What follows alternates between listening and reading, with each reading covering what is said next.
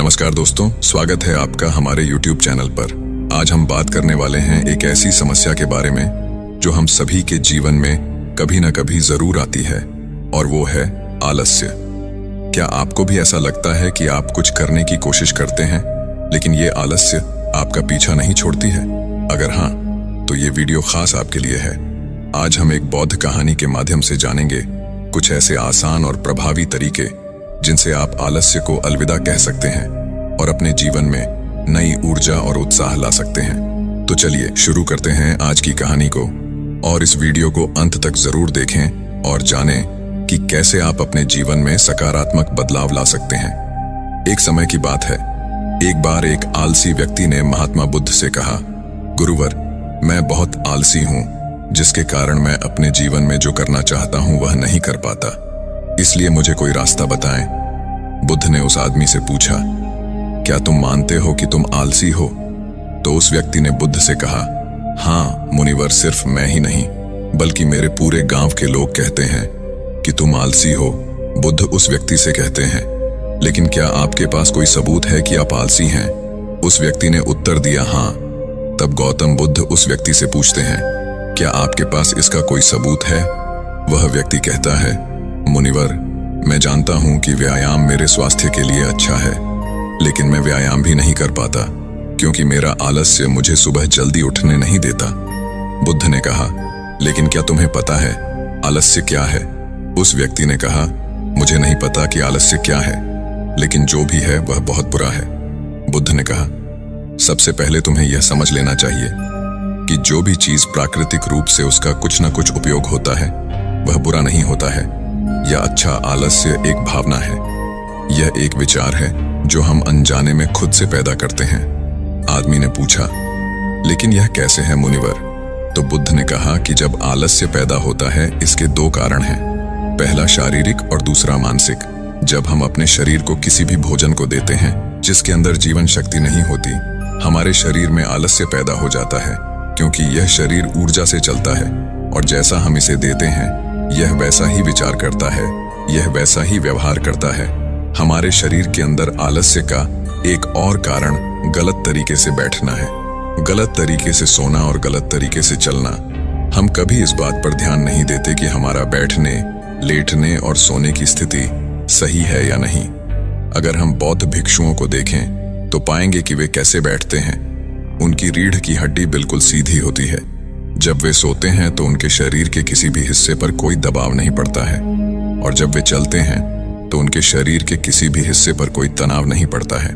उनके दो कदमों के बीच एक लय होती है। शारीरिक स्तर पर आलस्य का तीसरा कारण सुबह जल्दी न उठ पाना। यह सुनकर व्यक्ति कहता है, हाँ मुनिवर, मैं सुबह जल्दी नहीं उठ पाता।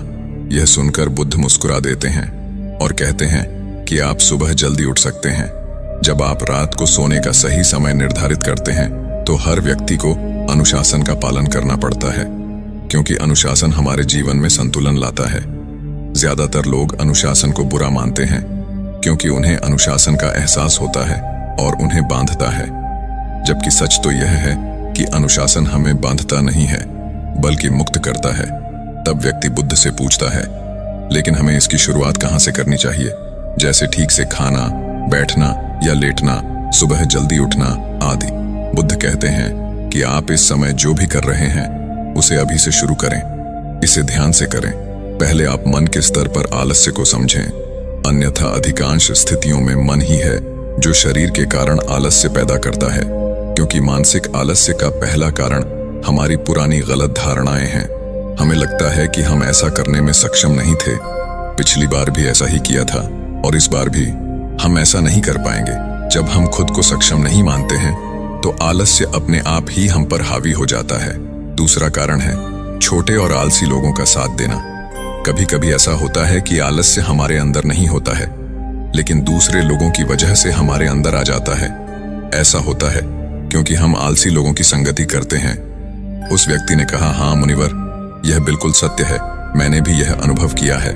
तब बुद्ध ने कहा, तीसरा कारण मन की स्पष्टता का अभाव है। मान लीजिए कि आप किसी जंगल में खो गए हैं और शाम हो गई है और आपको नहीं पता कि आपका घर किस दिशा में है, तो क्या होगा?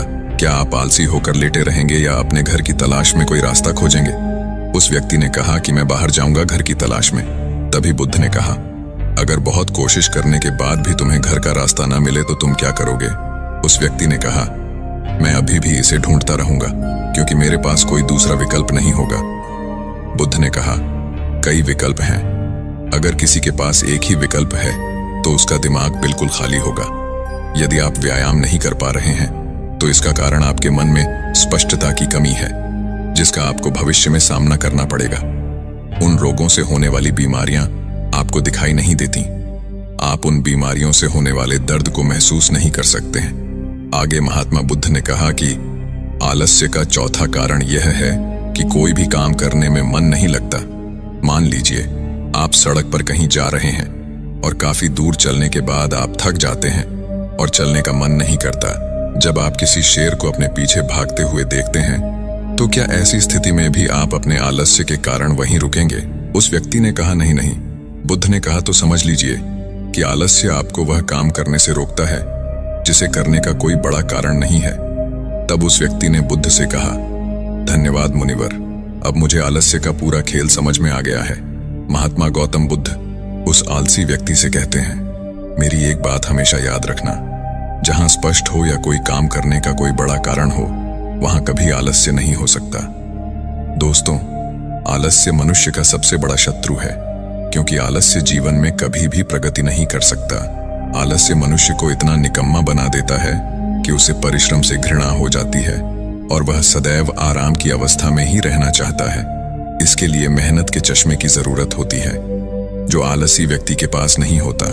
आलसी व्यक्ति को आलस्य दिन ब दिन अपनी चपेट में लेता जाता है, जिसके परिणाम स्वरूप वह दिन ब दिन मेहनत से भागने लगता है। मेहनत ही खत्म हो जाती है।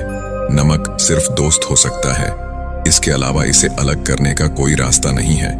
मेहनत से दोस्ती करने के बाद यह दुश्मन अपने आप खत्म हो जाता है। मेहनत ही सफलता की कुंजी है। इस बात को केवल एक मेहनती व्यक्ति ही समझ सकता है, क्योंकि वह कड़ी मेहनत के महत्व को अच्छी तरह से जानता है। वह जानता है कि कड़ी मेहनत ही उसकी सच्ची दोस्त है और इस दोस्त की मदद से वह अपने जीवन में हमेशा प्रगति करेगा। वह उस काम को छोड़ने की बजाय दोबारा और अधिक मेहनत से प्रयास करता है और तब तक कोशिश करता है जब तक वह उस काम को करने में सफल नहीं हो जाता। और इसके विपरीत आलसी व्यक्ति किसी छोटे से काम को करने की कोशिश करता है। इंसान को दूसरे लोगों की भी जरूरत होती है, क्योंकि वह आलस्य के जाल में इस तरह फंस चुका है कि उसे बस आराम की जरूरत है।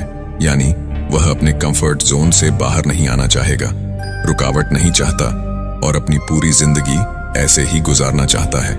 दोस्तों, आलसी व्यक्ति कभी भी न तो मेहनत का महत्व समझ पाता है और न ही समय का महत्व। इसके कारण वह अपना पूरा जीवन बर्बाद कर देता है और अंत में उसके पास पछताने के अलावा कुछ नहीं बचता है। जबकि एक मेहनती व्यक्ति समय का महत्व समझ लेता है, दिन प्रतिदिन कड़ी मेहनत करके अपने लक्ष्य को प्राप्त करने का प्रयास करता है। इसलिए आपको हमेशा मेहनत से दोस्ती और आलस्य से दुश्मनी रखनी चाहिए।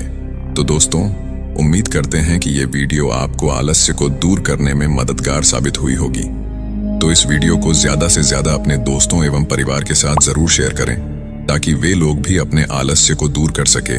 और जरा सा भी वीडियो पसंद आया हो तो वीडियो को लाइक और चैनल को सब्सक्राइब करने के साथ साथ घंटी के निशान को दबाना न भूलें। हमारे साथ वीडियो के अंत तक बने रहने के लिए आपको दिल से शुक्रिया।